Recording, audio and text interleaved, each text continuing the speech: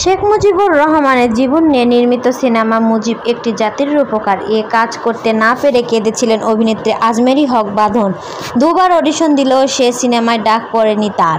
তখন বিষয়টি নিয়ে হাউমাউ করে কাঁদলেও এখন আর কষ্ট নেই বলে জানিয়েছেন তিনি। সম্প্রতি একটি বেসরকারি চ্যানেলে দেওয়া সাক্ষাৎকারে সে সময়কার স্মৃতি মনে করে বাঁধন বলেন, আমি তো অডিশন দিয়েছি, দুবার দিয়েছি, রিজেক্ট হয়ে অনেক কান্না করেছি। শ্যাম বেনেগারের সঙ্গে কাজ করার ইচ্ছে তো ছিল, ওনার মতো ডিরেক্টরের সঙ্গে কাজ করা। আমাকে যখন রিজেক্ট করেছে হাউমাউ করে কেঁদেছিলাম।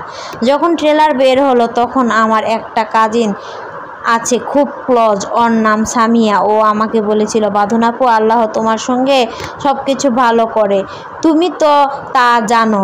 আমি তখন বলেছিলাম আমি জানি। তখন আমার বোনটা বলেছে, আল্লাহ বাঁচিয়ে দিয়েছে তোমাকে, এইরকম একটা সিনেমায় অভিনয় করো নাই। সেটা শুনে আমি এত কান্না করেছিলাম, যোগ করেন বাঁধন।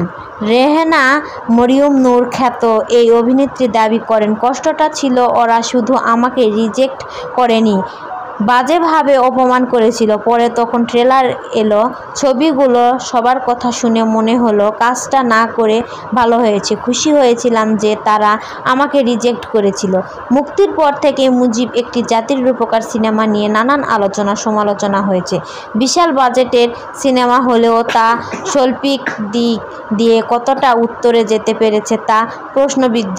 প্রসঙ্গত, মুজিব একটি জাতির রূপকার সিনেমায় শেখ মুজিবের চরিত্রে অভিনয় করেন আরফিন শুভ। তার স্ত্রী বেগম ফজিলাতুন্নেছা মুজিবের চরিত্রে অভিনয় করেন।